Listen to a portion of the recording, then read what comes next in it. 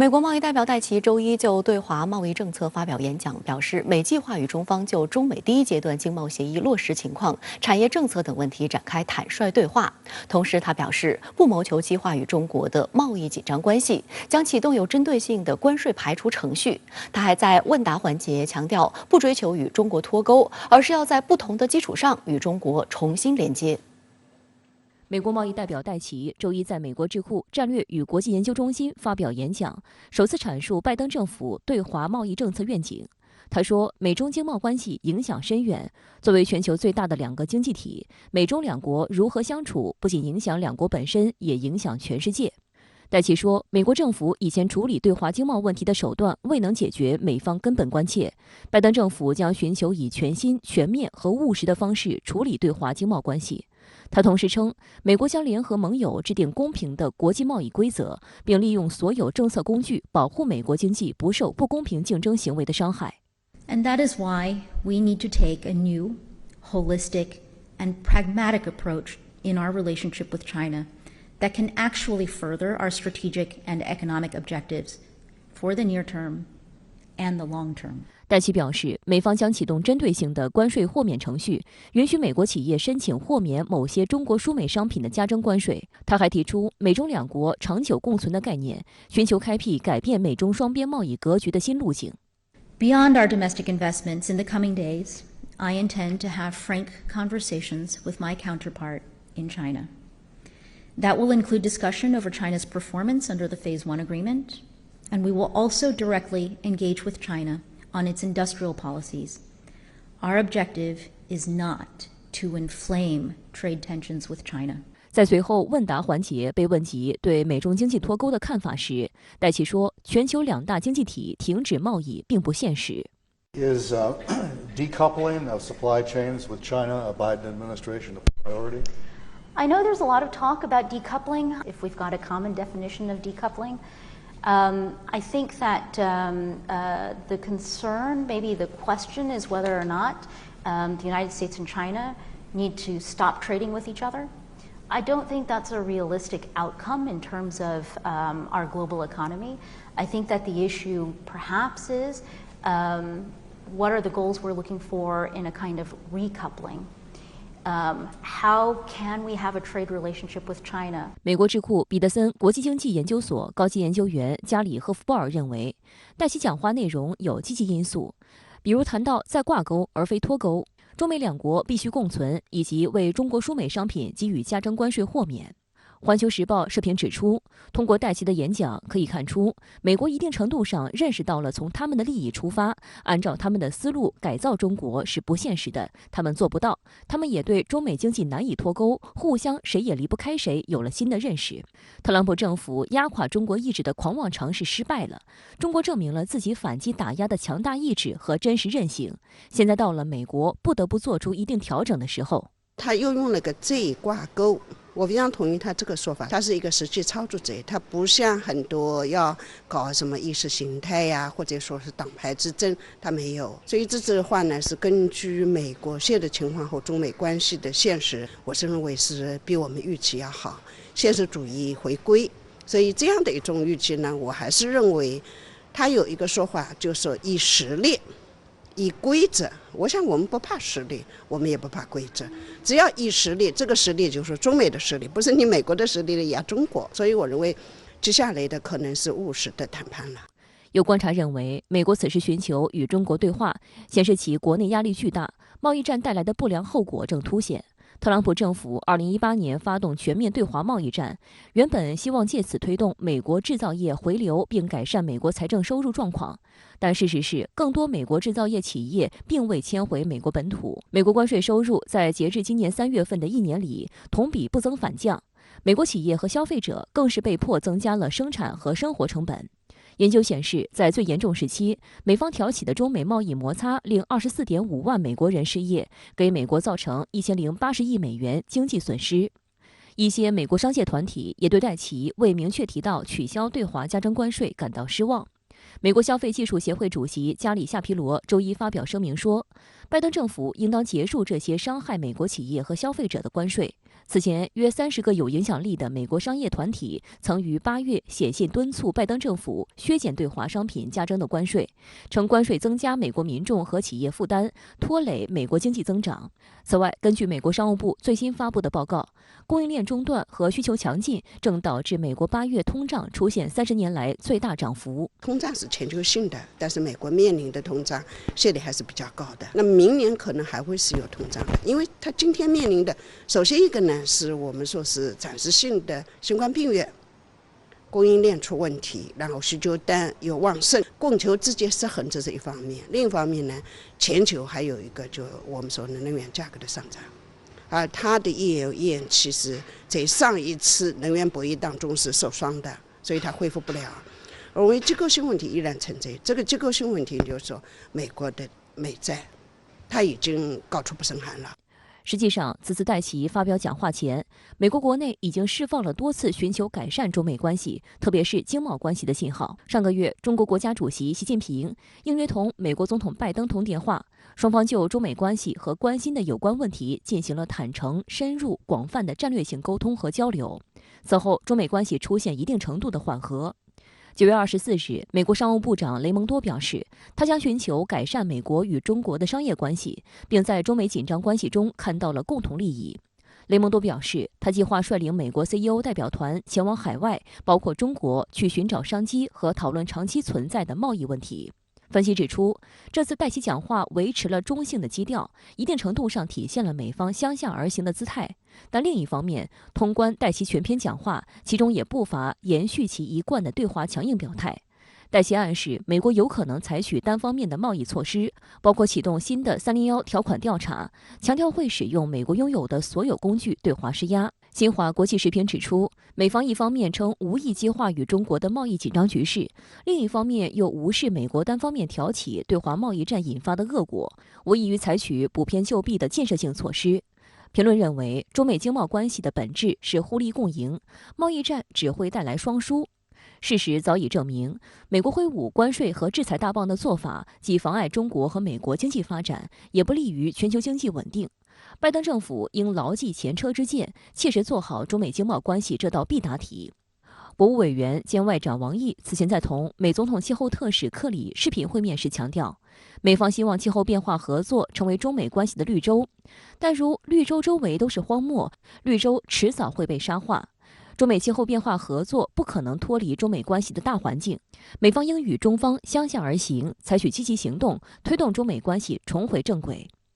有分析就认为，尽管传统上作为两国关系压舱石和稳定器的作用，但自特朗普祭出关税大棒以来，这一中美关系的基石问题也遭到前所未有的挑战。如果美方不能将中美经贸关系置于整个大国关系的全面框架下考虑，指望几片绿洲能遏制关系沙化的趋势不切实际，也难以推进。所以我认为呢，现在估三抽是常态了，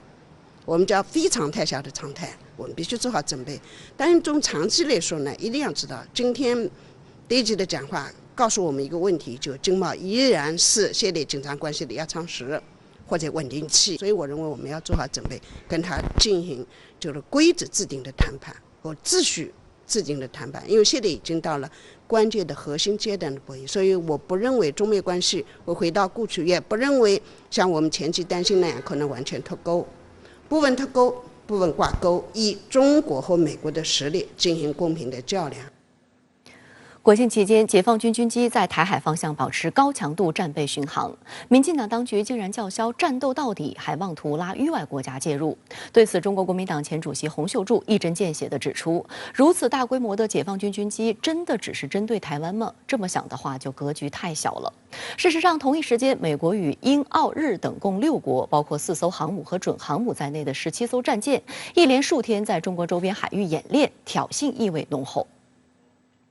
日本海上自卫队周一称，在刚刚过去的周末，日方派出直升机驱逐舰伊势号、宙斯盾舰雾岛号等3艘舰艇，与美国海军核动力航母里根号、卡尔文森号以及英国海军航母伊丽莎白女王号在冲绳西南海域实施了联合训练。此外，荷兰、加拿大、新西兰也派出军舰参加了训练，总计有3艘航母、1艘准航母在内的共计17艘军舰。外界还注意到，周二，美国总统拜登与日本新当选的首相岸田文雄举行通话。根据白宫发表的声明，双方重申美日同盟，并期待继续加强双边关系。拜登指出，美方期待通过美日澳印四边机制等途径，在未来加强美日双边关系。而岸田文雄在通话后主动向媒体表示，拜登还再次重申了钓鱼岛适用于所谓美日安保条约第5条。此次冲绳外海的联训是美国自2017年以来首次凑齐3艘航母进行演习，可谓声势浩大。演习结束后，美英海军并没有消停。南海战略态势感知平台称，周一，英海军伊丽莎白女王号航母经巴士海峡进入南海，一同出现的还有美海军卡尔文森号航母的最新型 CMV-22B 鱼鹰运输机，因此推测卡尔文森号可能已经进入南海活动。而在8月底，美日澳印还在菲律宾海进行了马拉巴尔海上联演。换句话说，美军舰近期不断在中国周边活动，最后还与英国航母结伴闯南海。到底是谁在台海、南海从事挑衅性军事活动，一目了然。国防部发言人吴谦此前就曾表示，事实一再证明，美方是南海军事化的最大推手，是地区和平稳定的麻烦制造者。中国人民解放军始终保持高度戒备，坚决捍卫国家主权、安全、发展利益，坚决维护地区和平稳定与繁荣。拜登上来以后，一个主要的一个政策取向就是要把更多的盟国拉进来，然后支持或者配合美国在亚太地区或者在印太地区对中国进行战略围堵。那么看到这势必也会对东南亚国家，包括像越南啊、菲律宾、新加坡这些国家，就产生相应的这种影响，或者说甚至说是一定的怂恿和鼓动作用。那么势必会让南海问题的局势进一步的复杂化。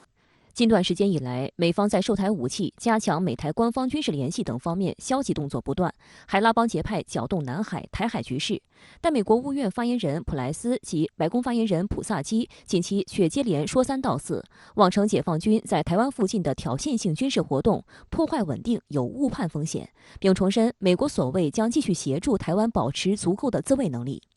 对此，中国外交部发言人华春莹周一明确表示，台湾是中国的台湾，轮不到美国说三道四。美方有关言论严重违反一个中国原则和中美3个联合公报规定，对外发出极为错误和不负责任的信号。华春莹还指出，搞台独是死路一条，中方将采取一切必要措施，坚决粉碎任何台独图谋。中方捍卫国家主权和领土完整的决心与意志坚定不移。周二，总台海峡时评指出，解放军连续几天巡航台湾西南空域，这是对之前美台勾连破坏地区和平稳定的必要应对之举。台湾问题事关中国核心利益，当有人在台湾问题上挑战中方底线，中国人民解放军必然做出捍卫国家主权和领土完整的正当正义之举。美国若非要当沙子，还得问问中国人民解放军答不答应。从这几日巡航的兵力规模、兵力构成、出动时间、飞行航线看，解放军空中力量已经形成强大的体系化、信息化作战能力，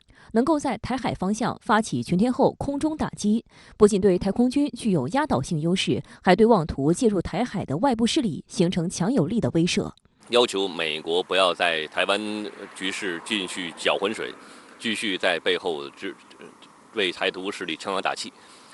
尽可能的维持中美关系在台湾问题上共管台独的这么一个基本态势。另外一方面的话，我们也是当然是向台湾当局的传递我们的威慑信号，防止台湾当局铤而走险，或者是在这破坏和挑战一个中国原则这条路上越走越远。另外一方面，其实也有实战的目的了。过去4天，解放军军机继续在台海方向进行高强度战备巡航。仅周一白天及夜间，解放军就派出56架次军机在台湾岛附近空域进行战备巡航，再创台防务部门公布此类统计后的单日新高。而这短短4天内，台方记录到的解放军军机已达149架次。而台防务部门周二发布消息称，截至10月上旬，解放军今年以来已有超过600架次军机进入台方所谓西南空域。对民进党政府来讲，就是震慑跟威吓的意义很大，包括吴钊燮啊，他们这些很多作为啊，事实上的话，我想大陆那边的感觉是应该是这个台独的活动哈是有往上升高的。那另外也是在释放一个讯息给，尤其是给美国，跟日本。面对解放军军机例行巡航，台外事部门负责人吴钊燮周一接受澳大利亚媒体采访时，再次提所谓备战论，妄称台湾将战斗到底。同时，他也不忘鼓动澳大利亚等国家进行军事或情报交流合作，以便让台湾能更有效地备战。值得一提的是，这已不是吴钊燮首次发表类似言论。今年4月，吴钊燮曾对在台的国际媒体表示，如果受到大陆的攻击，台湾将战斗到底。台湾联合报当时曾发文批评，作为外事官员，这一句话说得漂亮，但要不要战斗到底，谁说了算？吴钊燮这一番壮怀激烈的表态，其实就只有大话一句的效果，只有给自己加油兼壮胆的作用。有分析指出，吴钊燮等蔡当局官员频繁提及备战论，一方面是想挑起岛内民众对大陆的反感，另外也是为了让军购合理化。中国国民党前主席洪秀柱周二就表示，台湾不要事事都认为和自己有关，如果认为解放军军机就是冲台湾而来，这种想法格局太小了。大家不要看得好像是针对台湾而来，我们格局太小了。你要看整个一个南海的一个情势，看看这个西方世界到底在南海做些什么事情，所以不要老是把这些事情往自己头上栽啊！我觉得台湾太小了。相关话题来连线特约评论员吴健，吴先生你好。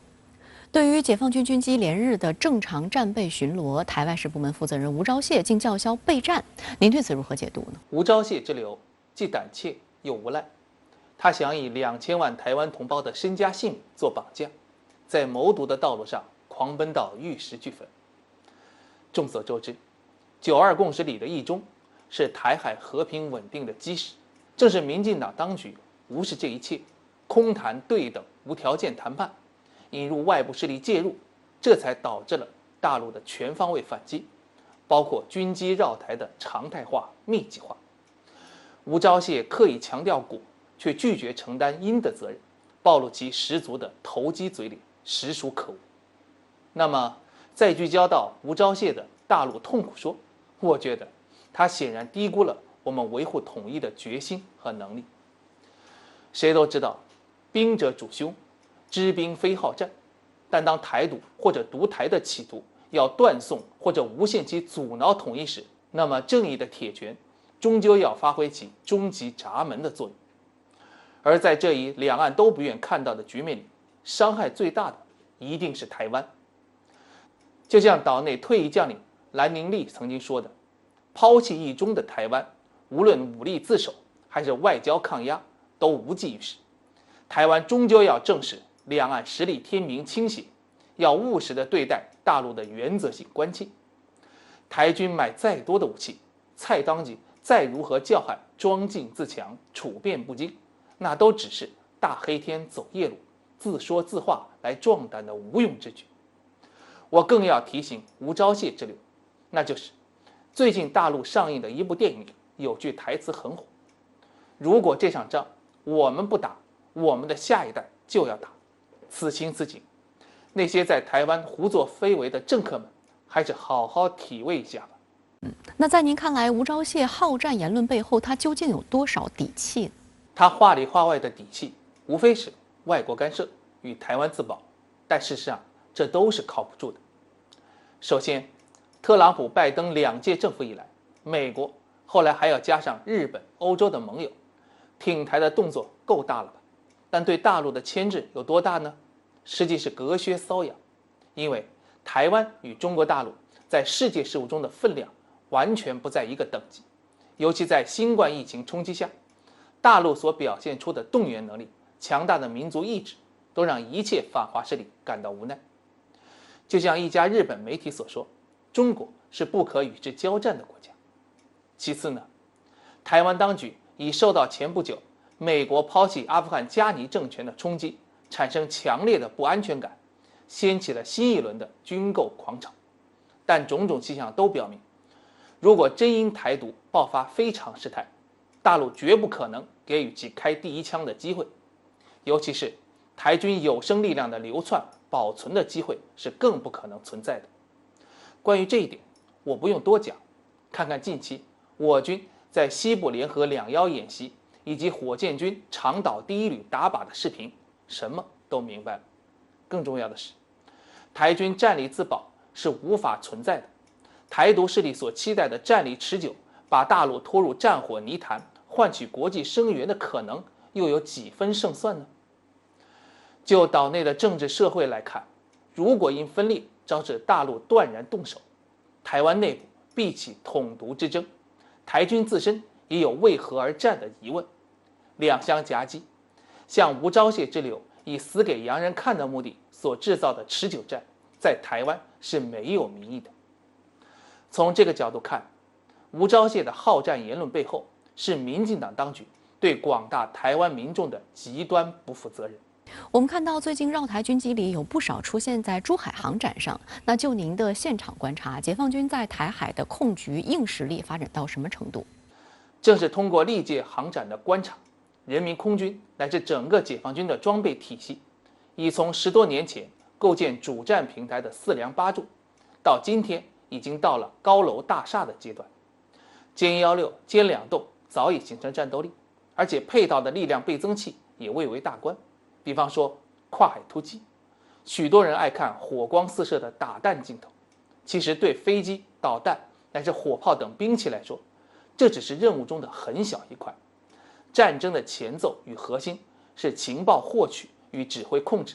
这样才知道该打谁，该怎么打，怎么打有效率。正是基于这一点，珠海航展所体现的指控、通电、情监侦能力，那才叫天衣无缝。正是他们保证了我们始终把祖国的宝岛收入视野，经过广域侦查识别，才明白什么目标需要关切，必要时怎么解决，这早已不是问题的关键。可以说，台独分子惴惴不安的绕台军机，只不过是我们坚决恶毒反独的力量冰山一角。可以想见，我们有足够的自信和能力，在实现国家统一的事业上取得决定性成功。主持人，好的，也谢谢吴先生跟我们共同在线分享您的观点，谢谢。朱立伦周二正式就任中国国民党主席，他致辞表示，国民党必须团结党内同志，必须联结两岸，依照党章党纲重启两岸交流平台，唯有让两岸创造和平环境，对台湾人民才最有利。中国国民党周二举行主席交接典礼，朱立伦自江启臣手中接下党主席印信后，正式走马上任。期间，朱立伦也和历任党主席牵手高喊“国民党加油”，展现团结气势。朱立伦在致辞中表示，国民党将是团结、联结、战斗的国民党。谈到团结，不只是感谢江启臣、张亚中、卓伯源在选举中提出对国民党的建议，未来更要把许多失联党员找回来。国民党要推动党员回娘家计划。国民党是一个团结的国民党，是一个联结的国民党，是一个战斗的国民党。至于联结，朱立伦表示，国民党必须联结两岸与国际，依照党章党纲重启两岸交流平台，同时要在岛内社会扩大接触面，走出同温层，与妇女、年轻人联结，与环保、气候变迁等进步议题联结。两岸关系延续各位前主席，我们依党章党纲重启两岸交流的平台，唯有让两岸创造更和平的环境，对台湾人民、对全体的民众是最有利的。台湾地区前领导人、中国国民党前主席马英九则表示，期许朱立伦能持续捍卫国民党在两岸关系等各方面的正确理念。大家要让人民看到国民党在改革团结后的成效，再次有机会获得民众信任。蔡英文完全执政5年，却独裁霸道、有权无责。朱主席与党中央能够持续捍卫本党在两岸关系，加强改革本党的青年政策，大幅的提升40岁以下党员的人数，作为这一次改革中的重点中的重点。台湾中时电子报周二发表评论称，朱立伦其实也是个老品牌，不仅历任民意代表与县市首长，也曾任党主席，还选过台湾地区领导人，几乎该做的高位都做了，就只差最后一步。老品牌能否做出新形象、新口味，这不仅是朱立伦个人最后一次的突破机会，也考验他能否超越老派国民党自私自利、因图谋个人权位、机关算尽、反被唾弃，最终导致党与个人一起葬送的宿命。那现在呢，当然朱立伦呢重新回来，也感谢大家对他的第2次的这个重大支持。那么当然能够要率领全党呢，在2022先胜选，然后在2024年呢再重新执政。那么这里面这任务非常艰巨。虽然说台湾有这个所谓8年一换1轮替的这个一个说法，就陈水扁做了8年，马英九做了8年，蔡英文现在也快进入第六年。所以说这个情况下，虽然8年1轮替，但是不是民进党还有各种这个 people 这个傲步，那么我们不知道。所以说要非常审慎应应。而朱立伦率领的国民党将持什么样的两岸政策，尤其受到各界关注。在9月25日，朱立伦当选国民党主席的第2天，就收到中共中央总书记习近平的贺电。朱立伦赴电致谢时，希望两党能在9·2共识、反对台独基础上求同尊异，并批评民进党采取去中反中政策，改变两岸现状。值得注意的是，朱立伦2015年1月第1次当选国民党主席时，也收到习近平的贺电。他在赴电致谢时，并没有明确提及反台独。9·2共识严格说来呢，是两岸呢这个互动或者是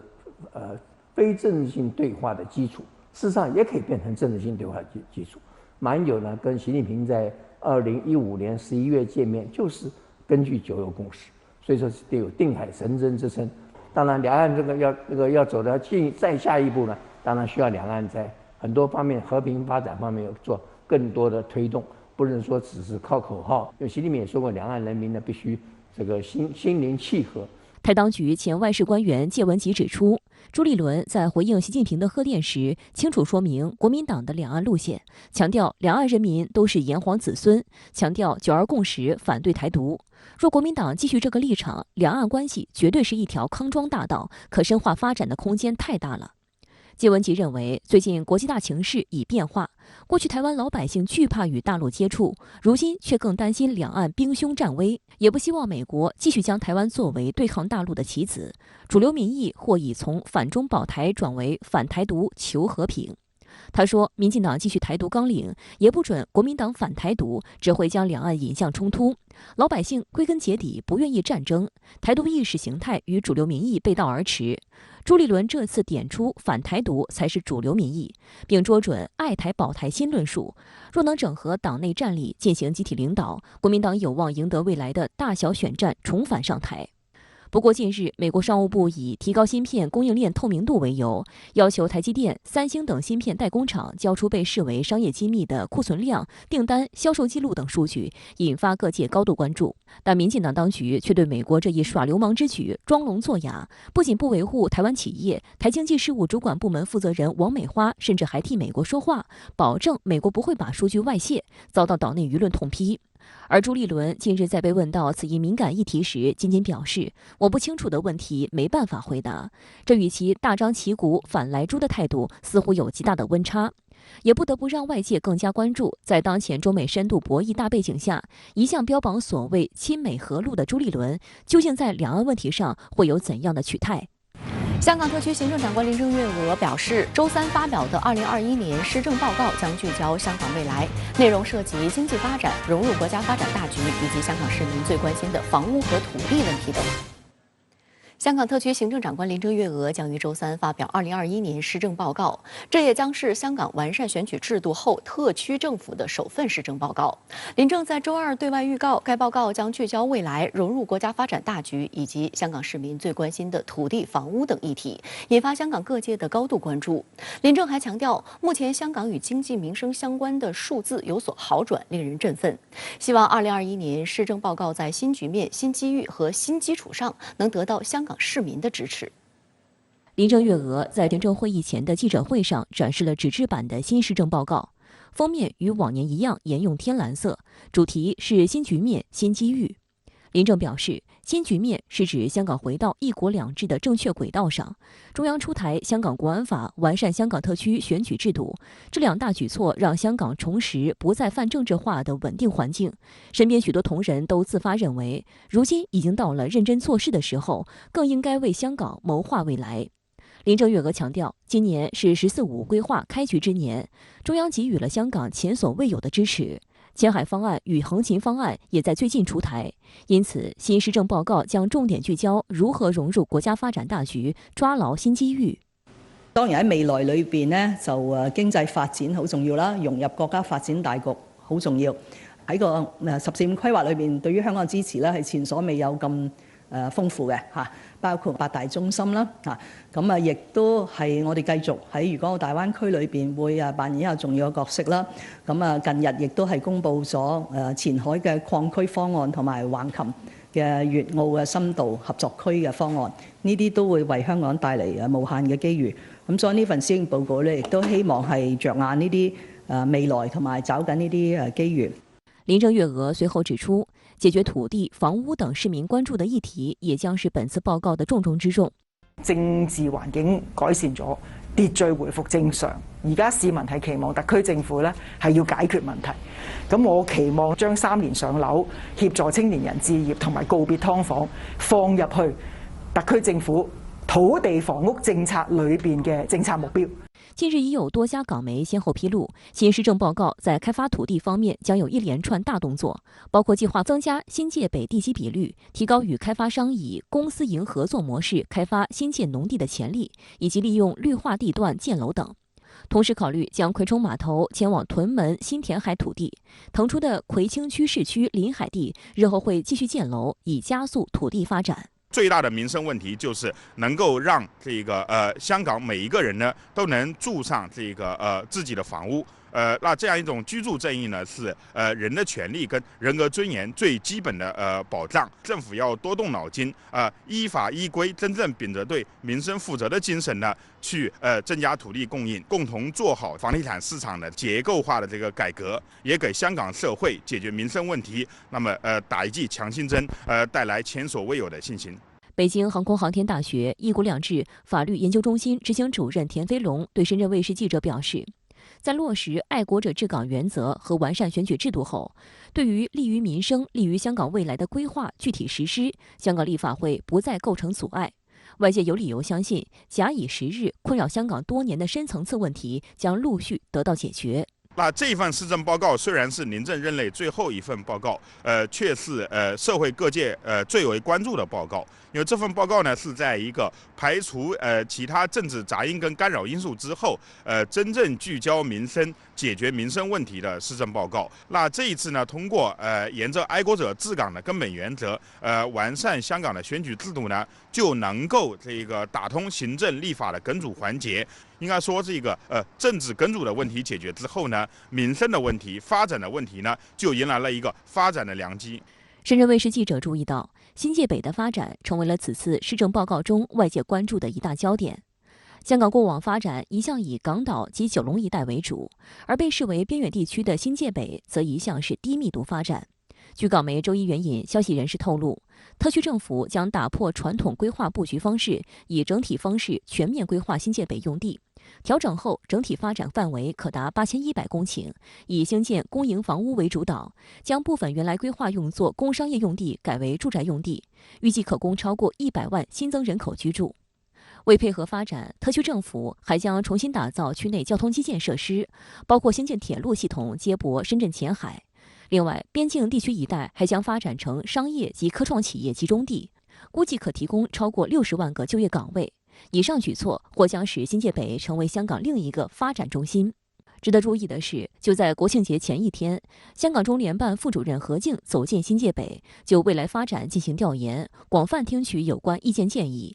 何靖指出，新界北完全有可能成為香港新的經濟中心。他鼓勵村民和商戶等不同持份者積極支持特區政府做好新界北整體規劃，期待香港更好融入大灣區發展大局。此外，香港中聯辦副主任羅永剛上周六訪問九龍總商會和多家九龍區商戶，並稱中央高度重視如何解決香港市民現實難題，要求中聯辦官員深入基層，遍訪民情，了解市民有什麼需求、困難和願望，共同研究推動解決。田飞龙认为，过去在香港本土主义的政策围堵以及抵制与内地融合发展的社会氛围之下，国家对香港基层社区的诸多关怀措施难以推进。而如今，中央通过落区释放声音的方式，明确表达了对香港民众的关心，将支持特区政府解决民生问题和深港融合、大湾区发展联系起来，可以说是给当地民众点亮了未来。要秉持一种以人民为中心、为人民服务的这样一种民本思维跟民主责任制的这样一个伦理呢，那么将相应的这个工作那么做透，这样才能够对新界北的重新规划跟开发以及这个更大的这个发展支持呢，那么这个稳健的这个推展开来，赢得社会的这个信任。林郑月娥在周二记者会上还提到，与国际商旅活动相比，恢复与内地通关对香港更为重要。他强调，特区政府愿意、乐意且锐意改善任何措施，使香港与内地防疫政策緊密配合，讓內地對香港防疫制度更有信心。而家頭等大事都係盡快更加好咁控制嗰個疫情咧，係達至可以同內地免檢疫咧係人員往來。特區政府嘅立場係好清晰嘅，只要達至有序可以俾翻我哋人員往來免檢疫。中央要我哋做啲乜嘢嘅措施，改善啲乜嘢嘅程序，我哋全部都係會盡最大嘅努力去做。相关话题来连线特约评论员吴卫，吴先生您好。香港特区行政长官林郑月娥明天将发表任内最后一份施政报告，那么您对这份施政报告有何展望？我们首先要关注它诞生的社会背景。用林郑特首自己的话来讲啊，就是过去2年，香港面对严峻挑战。在中央政府的大力支持下，香港的社会及政局已经恢复稳定。现在正是砥砺前行、重新出发的时候，尤其需要振兴经济，为市民重建希望和信心。然后，我们必须将香港置于整个国家的发展大局之中，审视宏观政策背景。就在上个月，横琴、前海2个方案重磅落地。中央释放出的总体设计与政策红利，对香港下一阶段发展目标有着风向标意义。所以啊，我个人研判，即将公布的施政报告将是香港特区政府以政策推动深港两地衔接，以规划响应中央号召的重要着力点。那么，香港有哪些问题急需解决呢？我想到今年1月27号。国家主席习近平在北京以视频连线方式听取林郑月娥述职的时候，他谈到的4个关键词：维护秩序、防控疫情、舒缓民困、恢复经济。如今，随着香港各地机关驻地门外这个水马陆续撤收，香港秩序的问题已经得到了有效解决，疫情防控也正进入一个良性动态周期，所以舒缓民困、恢复经济就成了香港当下最迫切的问题。我也相信，即将出炉的施政报告将把工作重心放在这2个关键问题的解决上。舆论十分关注特区政府在施政报告中会对新界北区域有新的规划动向。国庆前夕，香港中联办副主任何靖就专程走访新界北实地调研。您对此有何观察呢？这2年，香港新界北的发展规划成了香港街头巷尾热议的话题。这源于香港各界逐渐形成的一个共识，那就是新界北很可能会是破解香港深层次矛盾、融入国家发展大局的一个重要突破口。站在深圳眺望香港，你会发现，香港新界北与深圳繁华的现代都市天际线形成了鲜明对比。这种在城市规划上的高低落差，直接拷问香港特区的管制团队。当深圳前海已经在总书记的亲自谋划、亲自部署、亲自推动下，热火朝天地迎来了新一轮发展，那么一河之隔的香港新界北，是不是也应该立即行动起来呢？新界北总体面积大约5600公顷，土地潜力巨大，又毗邻多个深港口岸，这是一个能够有效解决香港市民居住难问题以及香港产业对接深圳的双赢之地。香港特区管制团队若能够理顺新界北的土地政策，推动交通基础设施建设，规划产业发展布局，那么深港两地相互过河的区位优势就能够形成1+1大于2的合力。香港中联办副主任何靖9月30号就特地走访了新界北，尤其是深入基层社区用粤语来讲就是落区。他先后来到了打鼓岭乡事会、香园围凤凰湖村，与当地村民深入交谈。问及土地规划政策以及灵璧设施的建设问题。这就是政策气球的提前释放，听取基层反馈，尊重社情民意。实际上，今年国庆节期间，香港中联办、香港特区政府司局长级官员，还有在港中资机构、建制派民意代表，均以不同方式落区调研慰问，这是一个值得高度关注的新常态。它一方面意味着中央正在香港设置聚焦发展、改善民生的重大议程，也意味着香港民间正在凝聚起朝前看、向北望的社会共识。好的，也谢谢吴先生跟我们共同在线分享您的观点，谢谢。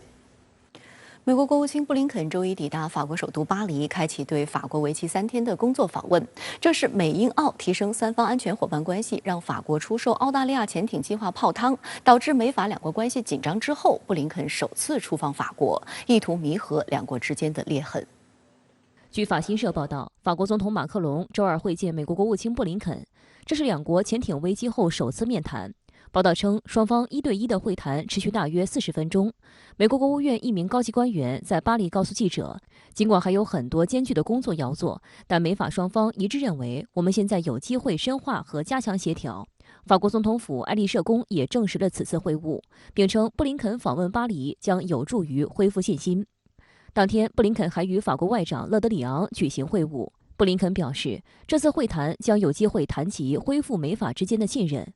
法国外交部指，两人将延续上月在美国纽约会晤的议题深入交流，以便重建两国互信。布林肯所率领的美国政府代表团成员中，包括总统气候问题特使克里、贸易代表戴奇、白宫经济顾问委员会主席劳斯以及其他多位政府部长。拜登政府在9月15日宣布，与澳大利亚和英国达成新的安全协议，使澳大利亚得以利用美国的技术，在国内建造至少8艘核动力潜艇。澳大利亚放弃了早前与法国签订的建造常规潜艇的协议，此举导致法国在2天内召回了驻美国和驻澳大利亚大使。法国外长勒德里昂宣布对美国存在信任危机。美国总统拜登与法国总统马克龙9月22日通电话，暂时缓解就潜艇交易问题造成的紧张关系。两人并约定10月底在 G20 罗马峰会期间举行会晤。马克龙还决定将已撤回的法国驻美大使送回华盛顿。而此次美国又派出布林肯、戴奇等官员访法。美国《华尔街日报》形容为布林肯执行修复关系的任务。拜登政府还想为弥合与美国最古老盟友之间的裂痕努力一把。布林肯出访之前，新任命的负责欧洲事务的助理国务卿唐弗里德上周五表示，修复关系需要时间，需要付出艰苦努力，不仅要有语言，还要有行动。唐弗里德说，要想在宣布建立美英澳联盟之后改善美国与法国的关系，没有灵丹妙药。他说，布林肯此访将把加强美法关系以及美国与欧盟之间的关系作为重点。法国将于明年1月担任欧盟轮值主席国。值得注意的是，此次美国访法官员似乎也有着特殊的安排。领头人国务卿布林肯是在巴黎长大并完成高中学业，能说一口流利的法语，而贸易代表戴奇或许担负修补欧盟与澳大利亚之间贸易谈判裂痕的任务。那么这个他俩去呢，主要是解决这个双方那种外交危机，然后包括经济方面的一些补偿，或者说经济方面的后续的一些安排。那么最终呢，就是缓解这个美法的矛盾，然后这个进而呢，这个为法国也找一个台阶下啊，因为法国这个国家呢是非常好面子的，给足对方面子。法国《世界报》等媒体分析说，法国无论在非洲地区还是在印太地区，都离不开与美国的防务合作。法国海军参谋长旺迪耶海军上将上月25日在谈到法美军事合作时表示，各种行动到目前为止一切良好，没有任何问题。很多俄罗斯媒体对法国乃至欧洲是否真的会与美英澳硬顶一直表示怀疑。俄消息报援引俄专家的话说，法国召回驻澳美两国的大使，这是法国与两国关系历史上的首次。但无论丑闻闹得有多大，法国与其北约盟国之间的关系都不会破裂。原因是西方国家在军事技术和武器装备出口领域竞争一直非常激烈。有俄罗斯学者认为，被美澳戏弄后，法国会很痛苦，但不太可能导致任何严重的后果，因为被激怒的法国会清楚自己在这一队伍中的位置。中国社科院美国所学者张国庆却认为恰恰相反。这次的事件就是一个反面例证，在经济利益和安全利益面前，美国就把法国给抛弃了，说明美国与其盟友间的关系并不可靠。但是呢，这个为什么法国会妥协？为什么包括之前的很多国家会相继妥协？其实还是一个美国强权的一个逻辑。而且呢，他在很多国家都有驻军啊，在很多国家包括首脑啊、高层官员呢，他手中都有把柄。事实上造成了法国等等一些国家不断的低头，但是背后呢，其实是他不甘心不情愿，是没办法。